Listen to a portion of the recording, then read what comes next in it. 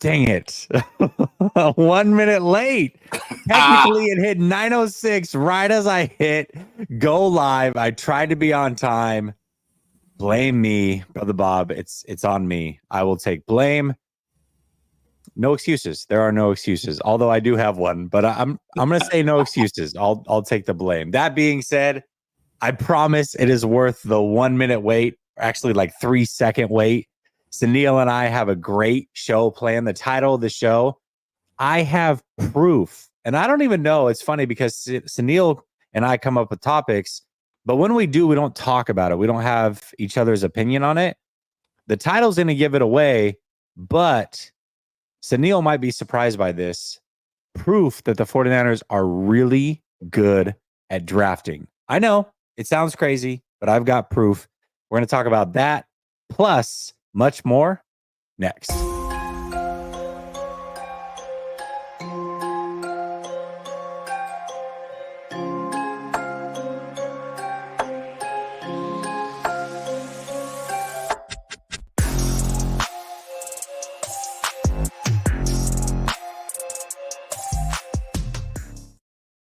All right. Welcome back to Last Second Sports, where we are giving you our take down to the last second. And it's Tuesday night, which means I got my guy, So Real, Sunil, in the building. Sunil, UFC 300 coming up this weekend. That's not what we're here to talk about, but I know you and I are both excited about that. We are here, however, to talk about the San Francisco 49ers. Brother, how you doing? Doing fantastic. I mean, April's been pretty good when it comes to sports. You know, obviously football is not around and football is king, but last weekend was WrestleMania. It was epic. This weekend is UFC 300. So, you know, my weekends are still getting filled with great sports and sports entertainment, professional wrestling. Not mad at it. Well, dude, you've got the Masters coming up this weekend. In a week, you've got Haney versus Garcia. I mean, this is a great month for sports, absolutely. And then the women's Final Four actually did better numbers than the men's Final Four the first time in like forever. So fantastic month of sports overall. And the draft is right around the corner. So here we go. Like, we're right here, brother. We're right here. That being said, before we get into draft content, and that's what most of this show is about, I want to talk about one Connor Williams. And this hit me this morning. I was on my way to go run some errands, and I was like, you know what? The 49ers can fix, in my opinion, they can fix their offensive line, not totally, but make it a lot better from the middle out and do it without drafting a guy. There's a player out there by the name of Connor Williams. He played in this system last year for the Miami Dolphins, 26 years old. Coming off of an ACL injury. I know that could be a little bit scary for some, but my thought was to go pursue Connor Williams. What do you think about this, Sunil? I mean, obviously, it reminds me too much of what the 49ers used to do early and what the free agents that they picked up. And what I mean by that is, if the guy is on the field, then yeah, it's an upgrade over what you potentially have.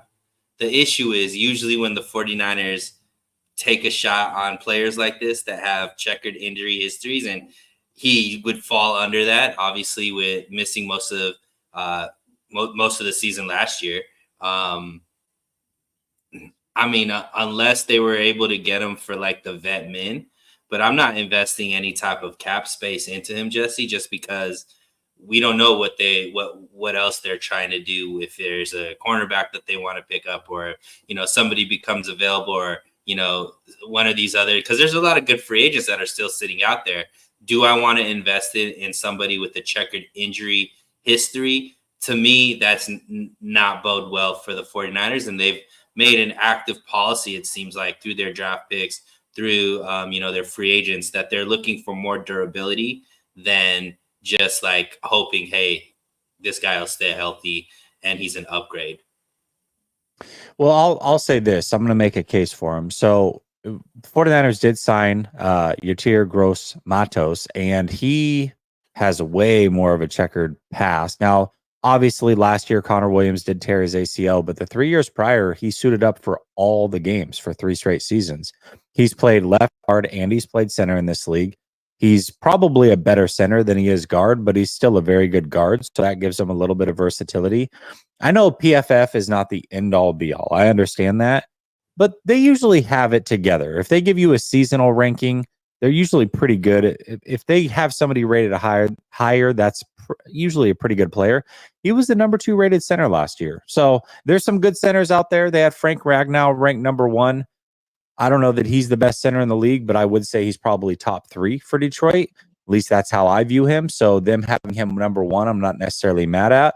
And Connor Williams in his 9 games, I know it wasn't a full season, but was ranked number 2 at the center position. So very good player, 26 years old, coming off of 3 fully healthy seasons before tearing his ACL. I'm not saying like, let's throw the bag at him, but the way I could see it is either get him on a 1-year prove it deal or sign him to like a 3-year deal, but do it on the cheap and make it incentive laden. And I'm not saying cheap to where you're not paying him nothing. I understand he's a very good player. You're not going to get him for nothing, but cheaper than what he would normally be if he was just fully healthy hitting in the open market. Use kind of that injury to your favor and make one of those 2 deals. I don't know. I like Brendel. I don't have an issue with him, but he's not near as good as what Connor Williams is. So for me, I would take a chance on it. Maybe even if it's on a 1-year deal. God, I got to get a new camera holder. This thing's like bugging on me. I would, even at the very least on a 1-year deal, it's a major upgrade in my opinion. And there's not a lot of risk if you do that, but I understand what you're saying. You certainly don't want to go all in on a player, have him be injured. And then it's like, well, dude, that didn't help us at all. So I get that too. And just more with the history of the 49ers, it hasn't worked out well. I mean, namely guys like Verrett, D Ford, these are guys that, obviously, and I agree with you.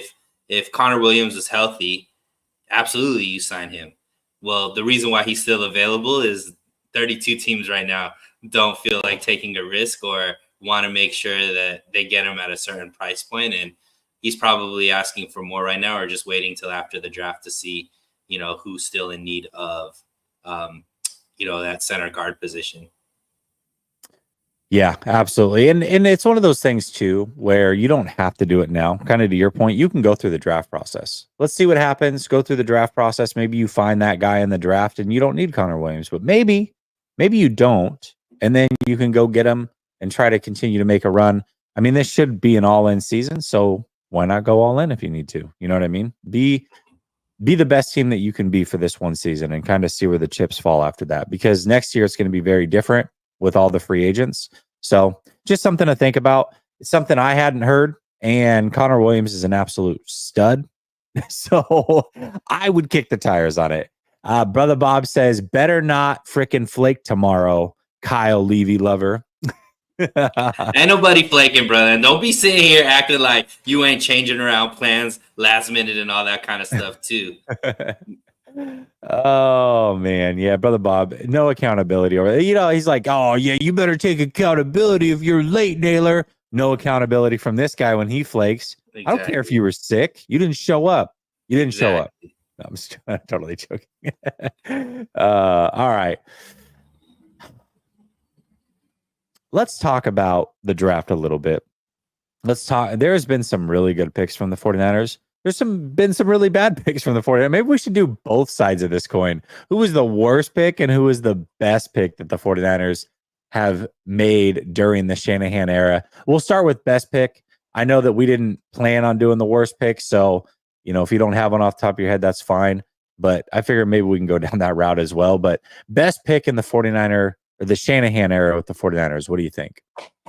Yeah, and to me, it's pretty simple. And just to give you kind of what I'm looking for is best bang for your buck, right? Like as far as where they were drafted and what they ended up becoming. And for me, anytime you get a perennial all-pro player from a third-round draft pick, like a guy like Fred Warner, who's on his way to become potentially a first ballot Hall of Fame type player, and you got him with a third-round draft pick, that's by far to me the best draft pick that they've ever made. The leadership that he brings, the level of play that he has, the durability that he has, and just where he ranks as far as linebackers in the league, to get him for where they got him at, there's not any team in the league that wouldn't want Fred Warner on their team. And, I'm sure there's 32 teams, 31, right, that were like, why didn't we take him with the first or second round pick before he dropped to the 49ers in the third round? Yeah, that's a pretty good one. I mean, Kittle round 5 is a good one. So here's the thing with Kittle. The reason why, because Kittle's on there too, but for me, durability. Fred Warner doesn't miss games, right? That's and true. Fred Warner is the quarterback of the defense. So where Kittle obviously is a lower draft pick and potential first round Hall of Fame player as well, and obviously brings a ton to the team, he's missed multiple games due to injuries, and that's not something that you see with Fred Warner, which is interesting because they both play an extremely aggressive brand of football. But somehow Fred Warner doesn't miss games. George Kittle does. So to me, Fred Warner gets the nod there. Yeah, I can't argue it. Listen, I mean, Fred Warner is a hell of a draft pick. And they've had some other good ones, right? I mean, we talk about a player making an all-pro. Talanoa Fungo was a super late pick. Diamador Lenore's coming into his own. Just trying to highlight some of the others. Kittle we talked about. There's been some good draft picks. I mean, Elijah Mitchell came in clutch. Was great. Right? Elijah Mitchell, sixth rounder, came in clutch for that season that, we didn't have a running back till CMC came in. I mean, they've done well in later round picks. No, they really have. And we're going to highlight that a little bit later. But I'm actually surprised this is not the route you went. And I'm supposed to be the resident hater over here, but I got to go with Brock Purdy. I think anytime you can get a quarterback who, listen, I don't necessarily think he's going to be the franchise guy. Let me backstep. I think the 49ers are going to pay him to be the franchise guy. I don't know that he is going to be that guy for sure. However, anytime you can get 3 years plus of starting, which is minimum what we're going to get out of him on this inexpensive contract, man, and you get it at a pretty high level, round 7, last pick in the draft at the most important position in football, I have to give the nod to that guy. Again, not the best player. Fred Warner's a better linebacker than Purdy is quarterback. I understand that. And to be fair, Fred Warner's been on this team longer. Understand that as well. But dude, a quarterback that's pretty good, above average starter at that late, man, you have to go Brock Purdy. I have to go Brock Purdy. So I'm going to go with Brock Purdy for my pick as the best pick in the Shanahan era, just because the value is just stupid. Yeah, that definitely is on the list as well.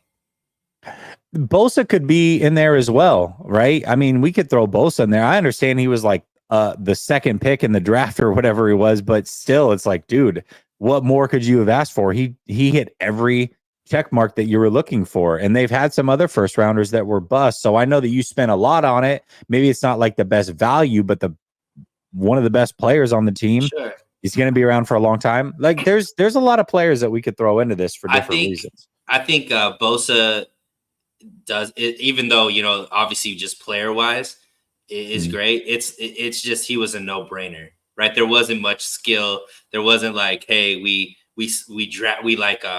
handpicked this guy and nobody else saw the potential, and we like that's where yeah, like where I think Fred Warner, and that's kind of on the other side. I agree with you everything on Purdy, but Purdy was kind of like a throwaway pick, like, oh man, he's still here, let's get him. Not like, hey, we identified this is the guy, and he kind of lucked out to be that guy. So I agree, like, obviously, to me, I think Purdy, even though there was some skill involved, because they knew, hey, if he goes into free agency as an undrafted pick, we might not get him, and we want him on our roster. So there is some, validity to that. But I think Fred Warner is that nice combination of, hey, this is the perfect guy for our system that paid off. Like, Fred Warner could fit and be this type of player on everybody's team. Anybody in the NFL would want him as their middle linebacker. I don't know if that's the same for what people would say about Purdy, even though he did work out for the 49ers. Yeah, absolutely. That's totally understandable. I mean, I think Fred Warner to a certain extent would work out anywhere, and I don't know that Purdy would. So that's a fair argument. Okay, just off the top of your head, I know that we didn't have a worse pick, but do you have a worse pick that you can think of? One that you're just like, dude, really? I mean, their first ever pick was pretty bad in Solomon Thomas, but Yeah. even though I love the guy, like I truly love and respect him, Trey Lance was the worst pick that they made. Oh yeah, it has to be because they spent so much capital on him, Yeah, right? so much And it, capital. Didn't he didn't even wow Shanahan enough to ever give him like real starting time and all that type of stuff. Um, yeah, and just the impact of what those first round picks could have turned into and where this team could end up being with those potential first round picks. You gotta look at that and be like, that was the worst pick that they made. yeah, the capital, I mean, it really seals it. And again, it's not. I still am in the camp like, dude, we just never really even got to see the kid develop. I mean, who knows what it could have been, but based off the timeline of the 49ers, it just, and the fact that you weren't willing to start him day one, major mistake. The fact that you didn't realize, like, hey, we're drafting a player who has crazy upside, but does need to be developed, and that you didn't know that going into it is a bit weird. And to spend really the major sin was spending all that capital, not necessarily for a player, but for a spot, and then be like, okay, we'll figure it out afterwards. We're going to look at Fields, we're going to look at Mac, we're going to look at Zach, and we're going to look at Lance, and we're going to make our pick. It's like, well, you should probably know who you want when you move up and know that that player is going to be available. Like, none of them really have panned out, but what if they really wanted Zach Wilson and, oh, Zach's all of a sudden not available, or, who knows? Or they really wanted Justin Fields, but then they changed their mind, or Mac Jones, or whatever. Trading up for a spot is always super weird. You should know exactly what player you want and go for that the whole way through. It's a great segue because I think that's going to play into my analysis of the overall question of the day. So, yeah. All right. We're going to talk about it. Frank Tom Ocean says, thanks, guys, for all the great content. Go 49ers. Appreciate you, Frank Tom Ocean. Thank you so much for contributing. Wow, member for 12 months. A whole year. A long time, dude. Yeah, that's a long time, man. Happy anniversary, Frank. I don't know why he wants to be here that long, but I appreciate it. I appreciate it. Okay, let's talk about the 49ers. This is the meat and potatoes of the show right here. So, bottom line, are they good at drafting? I mean, this is an interesting thing because it's easy to point out where all the flaws are. And we also live in a bit of a bubble where we really pick through every single thing that the 49ers do, good and bad. And living in that bubble or that silo can kind of close you off to what other teams are doing good and bad. And maybe you think one way, but if it's really broken down, you're like, wow, it's not actually that way. So in your opinion, do you believe that the 49ers are good at drafting? So this is interesting because I think it depends on how you define what's good at drafting, right? So, I think there's a school of thought where, you draft, and if, a certain percentage of your draft picks end up becoming, players on your team, starters, rotational players, then hey, you're good at drafting. Or if, certain play, like certain rounds of the draft, you're able to get certain type of talent, then hey, you're good at drafting. Or, there's I think there's a GM or a coach, I forget who it was, but says, if you get an all-pro player out of your whole draft, your whole draft was a success.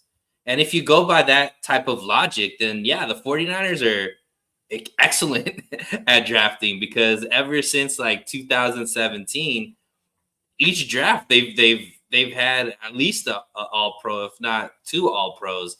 2017 it was Kittle, 18 I think it was Fred Warner, 19 both Bosa and Debo, 20 Ayuk, 21 Huff, 22, you got Brock Purdy in that draft, and he's borderline last season could have been an all pro, right?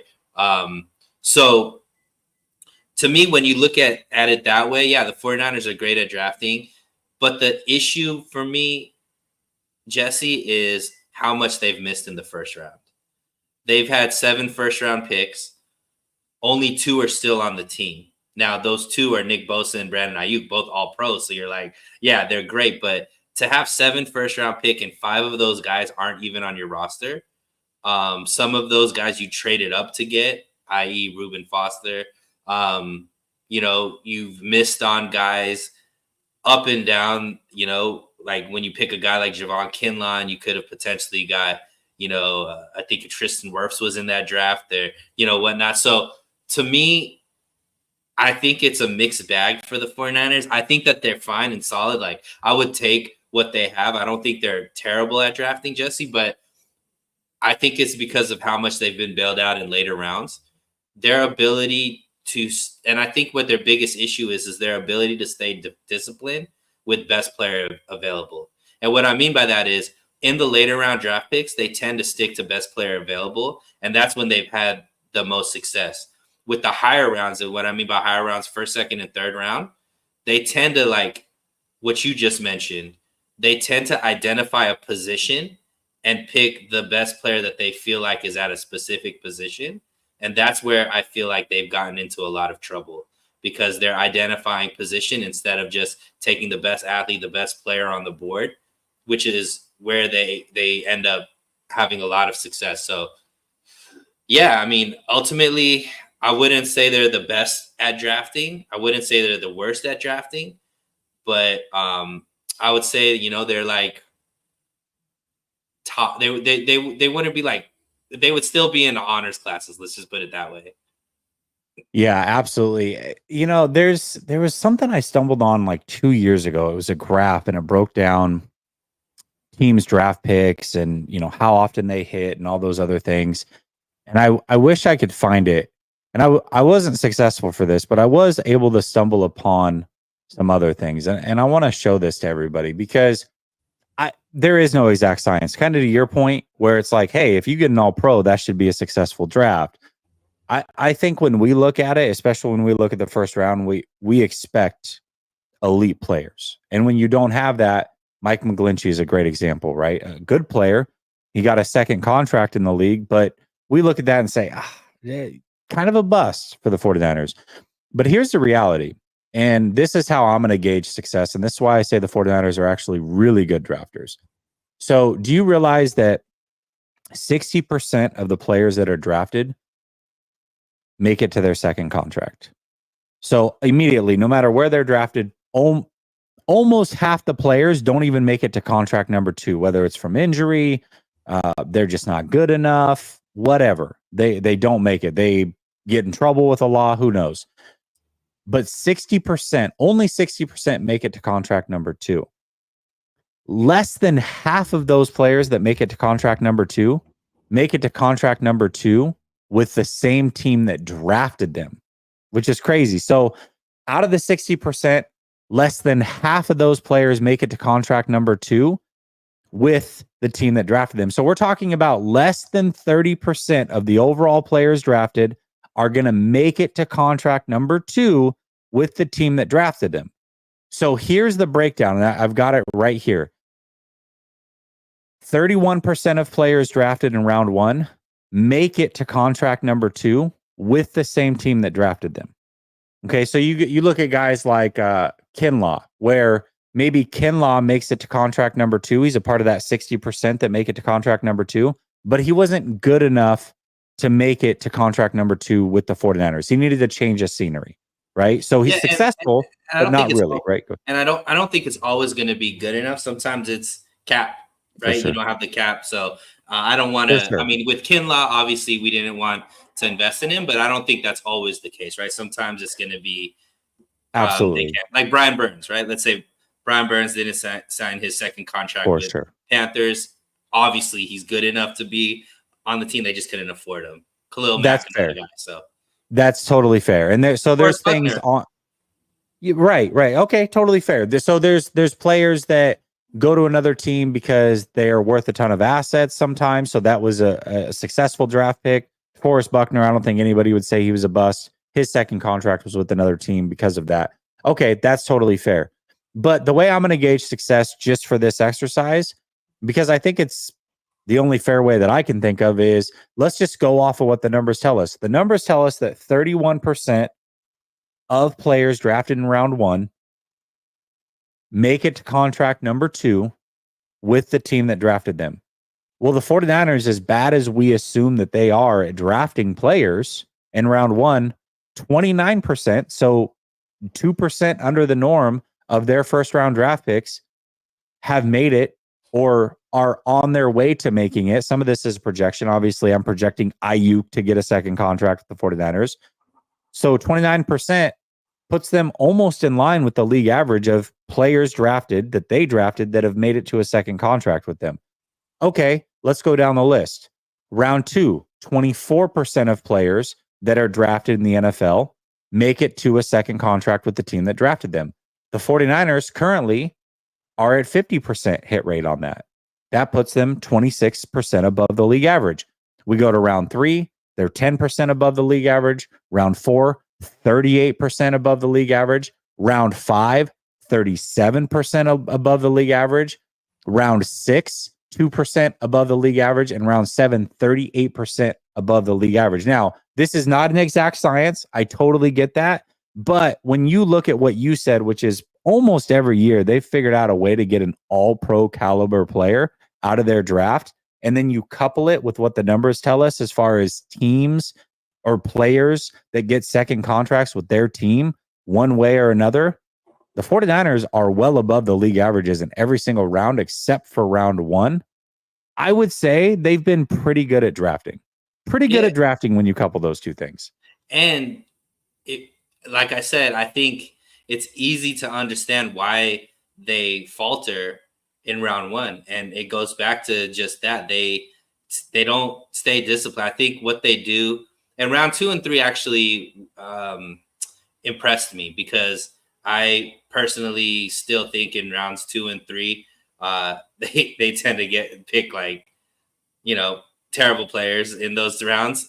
For sure. But 4 through 7, I completely understand, because they just do so well, 4 through 7. But once again, I think 4 through 7, they stay disciplined and best player available. Whereas in rounds 1, 2, and 3, they tend to just reach for a position, quote unquote, of need that they identify, and they just kind of force that pick rather than just stay disciplined with their draft board.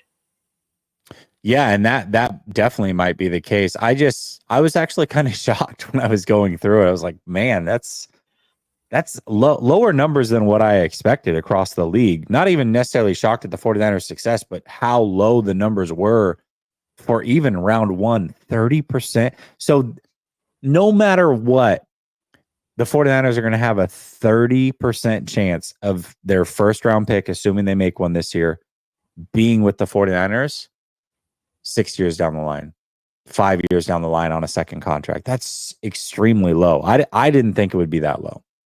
Yeah, and I think a lot of it, like we said, there's obviously players that bust, players that get injured, players that end up, not being in the league for, legal issues or whatnot. But another one is just a lot of these first round picks, even the great ones, are going to be extremely expensive in that second contract. So teams have to be flexible with their cap or be managing their money well to be able to keep some of these picks as well. So, yeah, I mean, I think it'd be interesting to look at the top teams and see what their numbers are, because obviously compared to the rest of the league, I don't think it matters. Compared to Kansas City Chiefs, compared to the Eagles, compared to, some of these teams that are consistently contending, I wonder where we stack up with them. And I still think it'll be relatively the same. I bet you through 4 through 7, we're significantly better. And rounds 1, 2, and 3, we are not as good. Yeah, I mean, the perception is the Chiefs are a good drafting team. The Eagles are a good drafting team.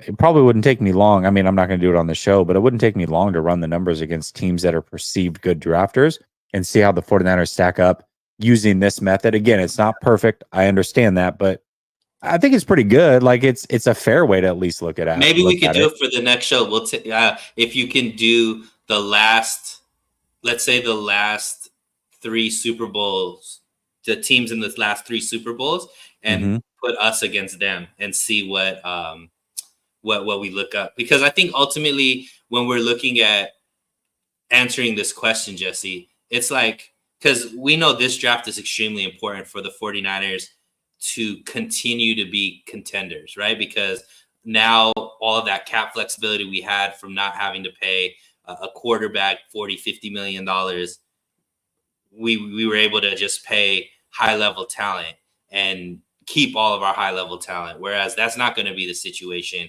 come next year.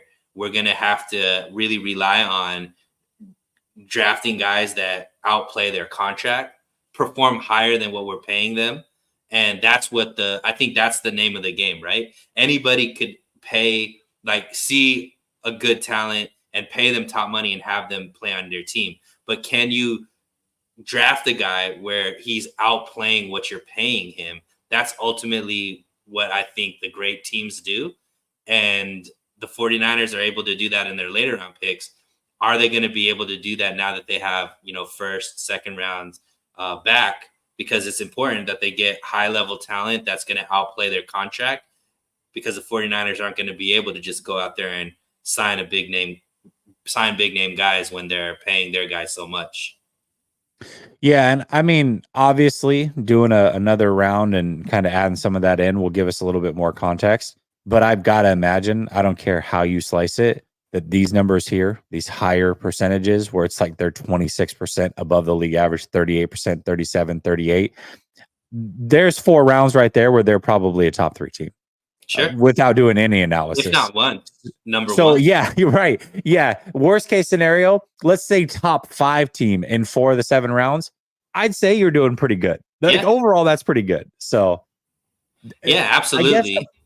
I guess the point is that, and even I've fallen into this a little bit where I'm like, God, it just feels like they draft horribly sometimes. You remember it's no different than if you spend time on the internet. You could have 10 people tell you something good, and the one person that says something bad, that's what sticks with you. Mm-hmm. Same thing goes when you look at the draft picks. You look at it and go, man, God, yeah, sure, they had Fred Warner and Kittle and Lenore and Huff and all these other guys, but what about TDP?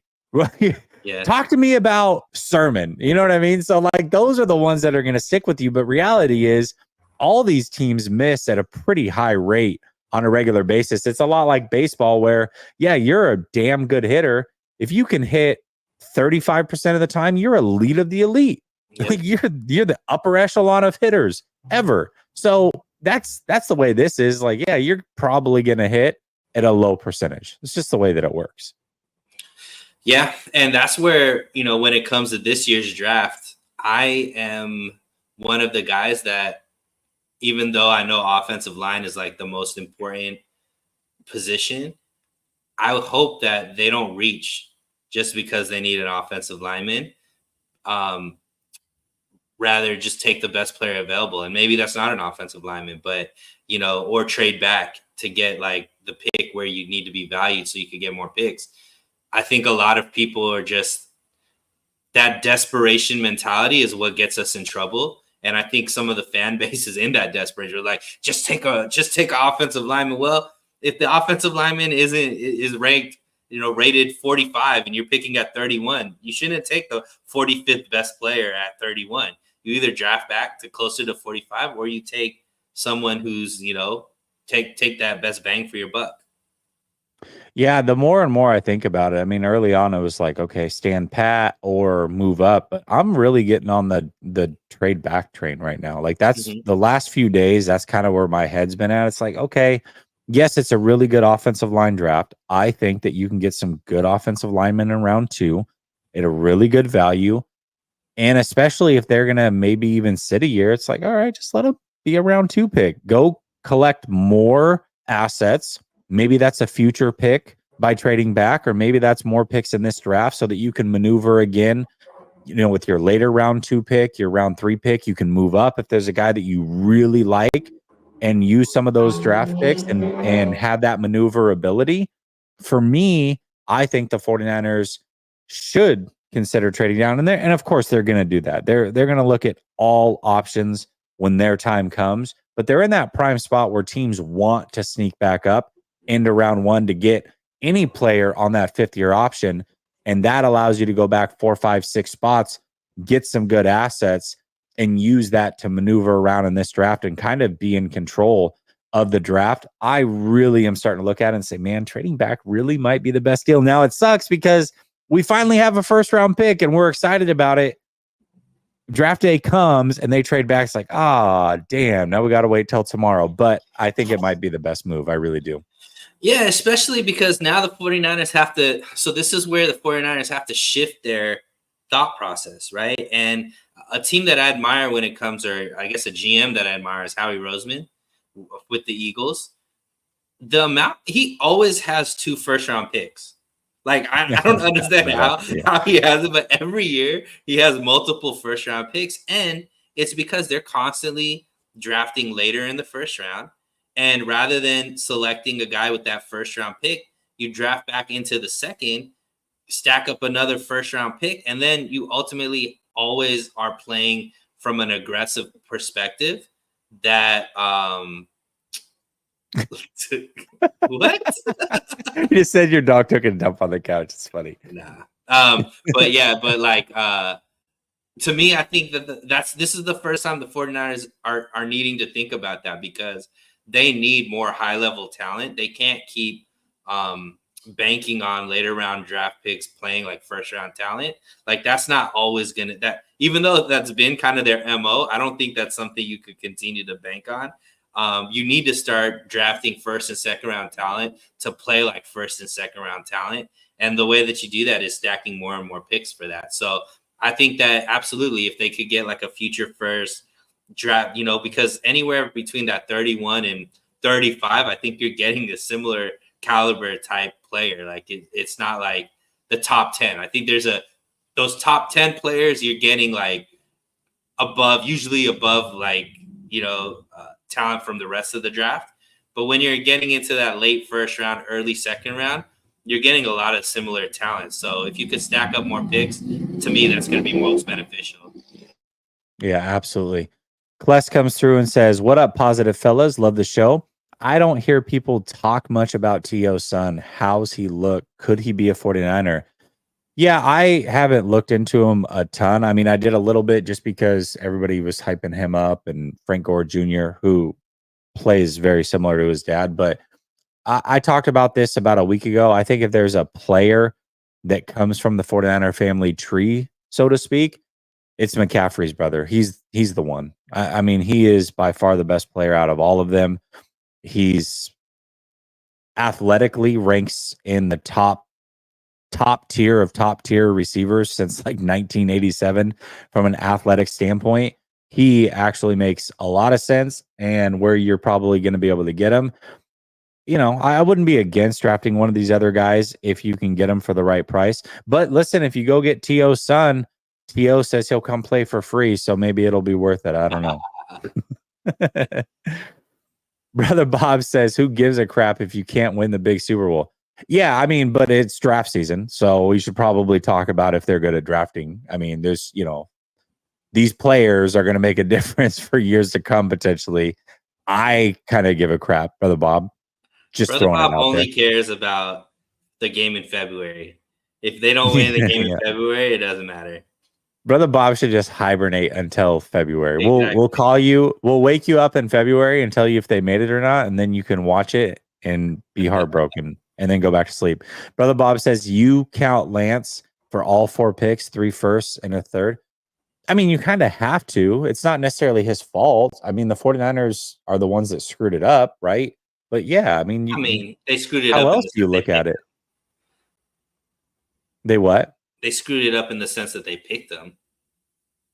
Yeah, but I mean, I think there's this thought, like sometimes it's like he still could be a really 1st round draft pick. I mean, he's at the second organization and not getting any playing time. So I don't know. Like, Well, yeah, at a certain because point, they've got a really good quarterback in place. I mean, what do you expect him to do? if he's a first round talent, he'd be playing in some organization right now. I think ultimately Maybe. he was just drafted wrong. I don't think there's that many players that are like first round talents that just aren't playing on rosters. Yeah, I don't think that there are that many players that are drafted top 5 that don't really ever play but 3 or 4 games either. I mean, this is probably the most unique situation I've ever seen from a draft pick. And a lot of it does come down to COVID. I think that played a big part in it. You get a unique year in that COVID was, which is arguably the most unique year that we've ever lived through. So you're going to get some unique situations.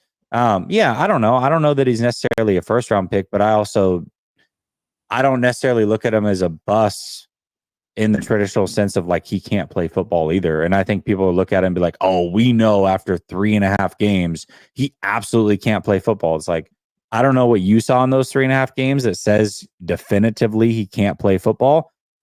It's just a unique situation. And I know for a fact that teams did call on trading for him during this offseason, one of which was willing to give him a shot. Now, it doesn't mean it would have gone well, but the Dallas Cowboys were unwilling to trade him. So I don't know. I don't know what that says either. You know, I'm not sure that says he's any better off or any worse off than what we necessarily thought. But a lot of it comes down to circumstances. Like, what are you supposed to do, man? Like, you got a small chance.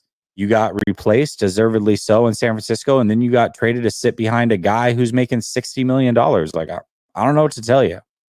It's a weird situation. Yeah. So, but regardless of why, I agree. I just said he was the worst draft pick in the Shanahan era. Doesn't matter why. I'm just not willing to say, oh, it's because he sucks. No, it's the 49ers didn't have a good game plan for him. They were unwilling to do what they should have done, which was play him year one, allow him to develop, because you were trying to also win a Super Bowl at the same time. You felt that the veteran Jimmy Garoppolo gave you the best chance. That's great. You fell short. You screwed up the whole situation. Now you've got a good player in Brock Purdy, and hopefully you do the right thing here and you can win a Super Bowl while he's on the rookie deal. That's the hope. Or if he's paid. I don't think it matters if they win and Brock Purdy gets paid and they still win a Super Bowl. Like, just win a Super Bowl with Brock Purdy. No, it doesn't. But I mean, I think your chances go down drastically if you're not going to win it. Like, what is out there? If I say, hey, Brock Purdy is cheap for this year and next year, and the 49ers don't win a Super Bowl. 3 years they had him on an inexpensive contract. Now you're going to give him top tier quarterback money. What makes you think that paying a guy crazy amounts compared to what he was making is going to all of a sudden be the formula to help you win when he wasn't able to win on a rookie deal? I mean, I don't know how anybody could think that that's possible at that point. I'm not saying it's impossible, but man, I wouldn't believe in it. There's a lot of QBs that you would look at and say, yeah, they have no shot, right? You'd say that with Josh Allen.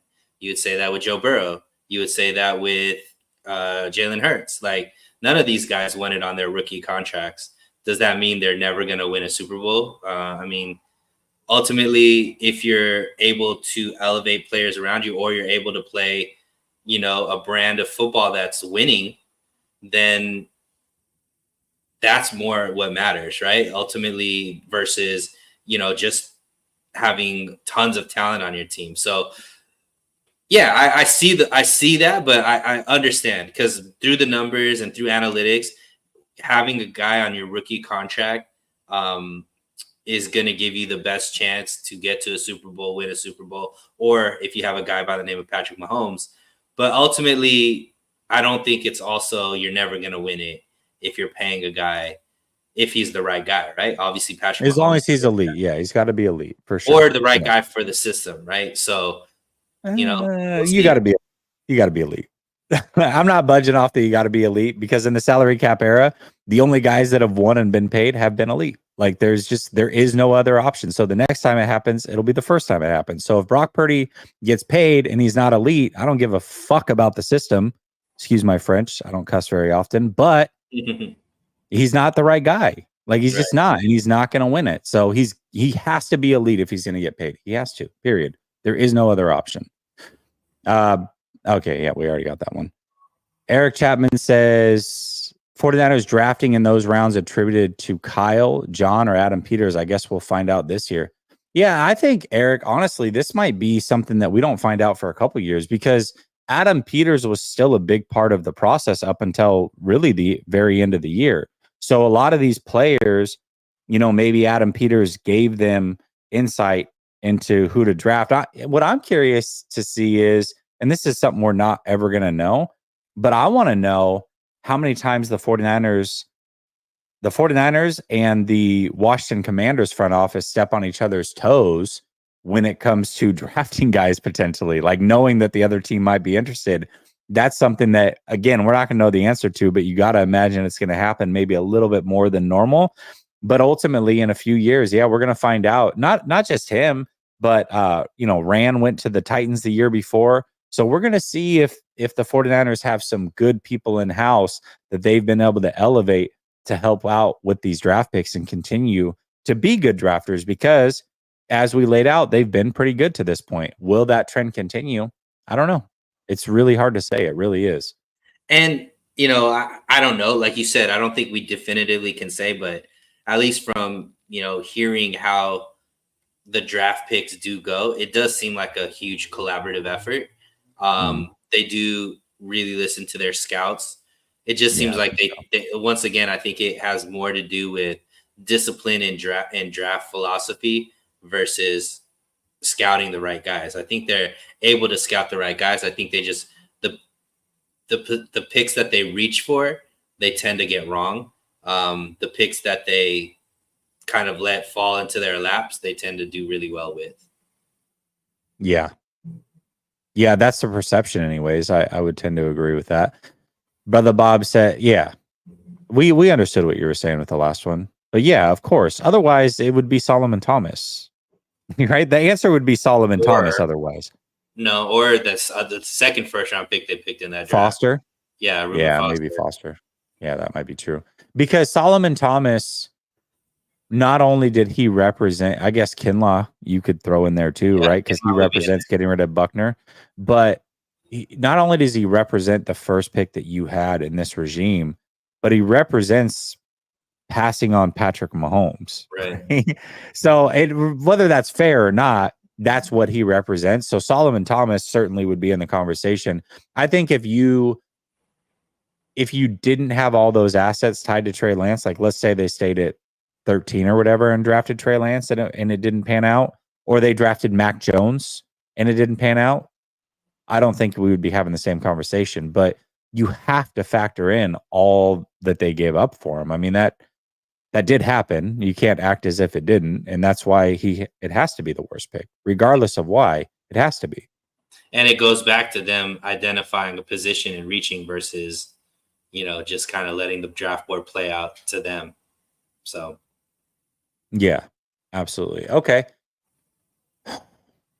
How important is this draft? I mean, we've just talked about it. One of the things that I've been talking about, and I don't know that you've heard me say this, Sunil, and if you have, I apologize, but I've definitely been saying it over the last few shows. The 49ers have 39 unrestricted free agents next year. I mean, this is a lot of players, man. A lot of players that they've got to figure out. Going forward, this team's going to look very different, I would presume. And that's not including, what if Trent Williams retires? You know what I mean? That's not including Deebo Samuel. Do you decide to move on from his contract, or Kittle after this year? So there could be more casualties that aren't even a part of the unrestricted free agent circuit in 2025. So does that give added importance on this year's draft, in your opinion?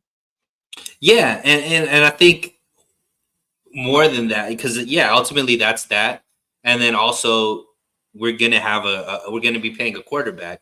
So to me, this is the first draft where the 49ers strategy has to change, because ultimately they have to hit more often on these picks, because this is going to be the talent that this is going to be their best chance to get high high contract. Like how do I word this?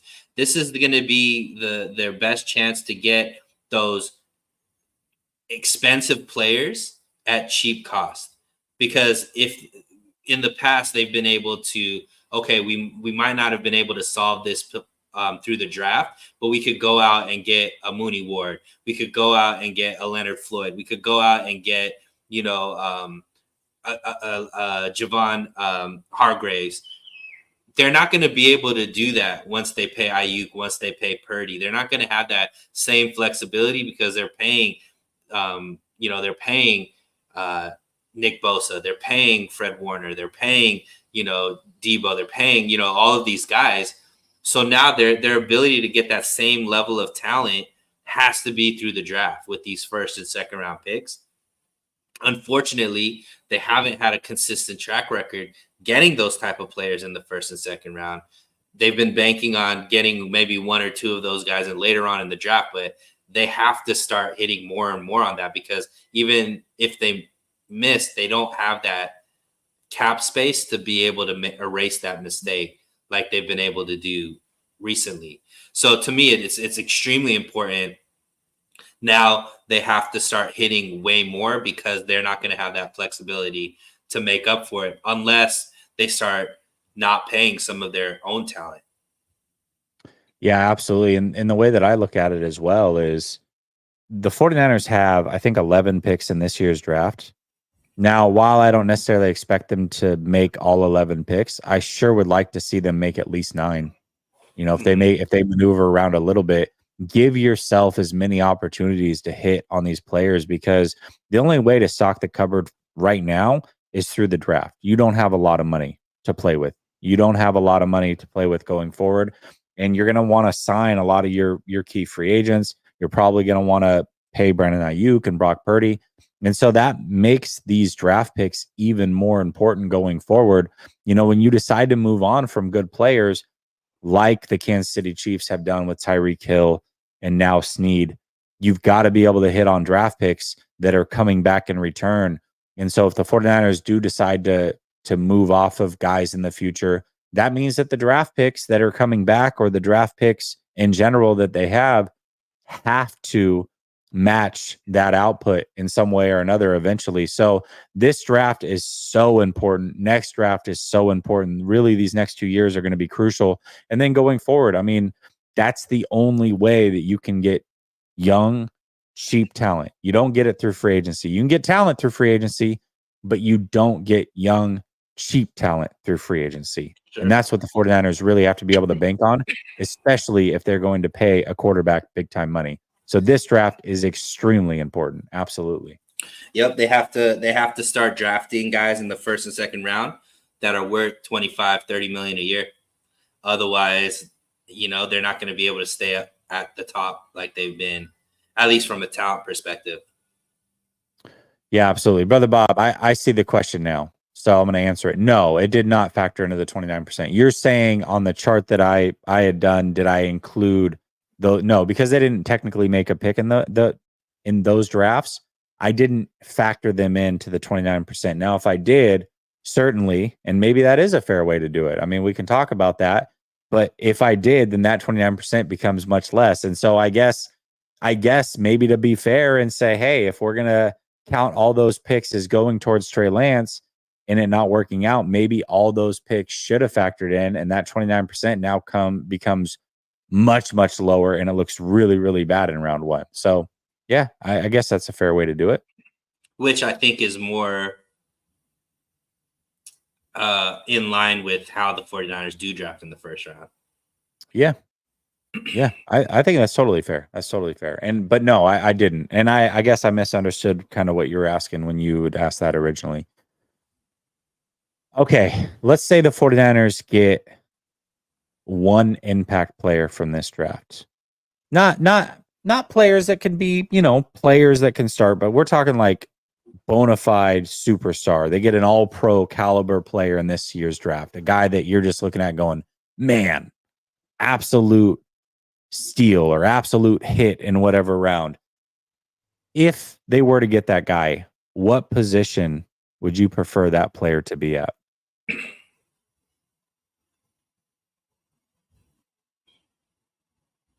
It's tough, man, because they've got some spots where they could really use it. They could really use it. I'm gonna go receiver. Okay. Wow.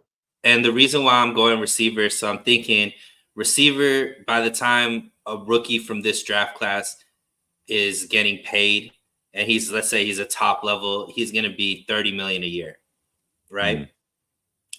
I think both of us agree Debo's gone next season. We both believe Ayuk's going to get paid. True. To me, for this team, for a guy like Purdy to still be successful, he's going to need weapons on the outside that could catch the ball.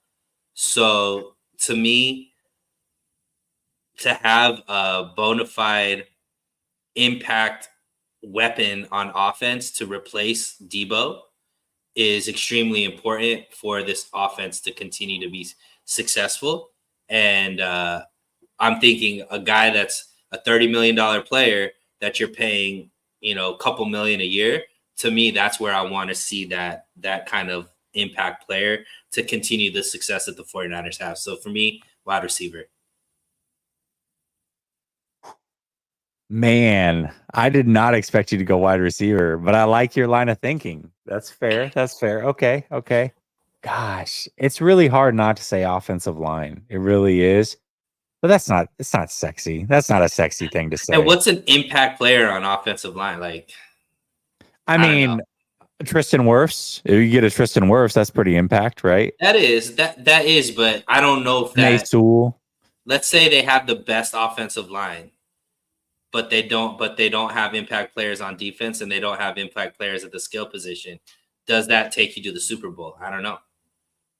I know we've been getting to the Super Bowl without a high-level impact offensive line. I don't know. I haven't seen us get to the Super Bowl without impact on defense, impact players on defense, and impact players at the skill positions on offense.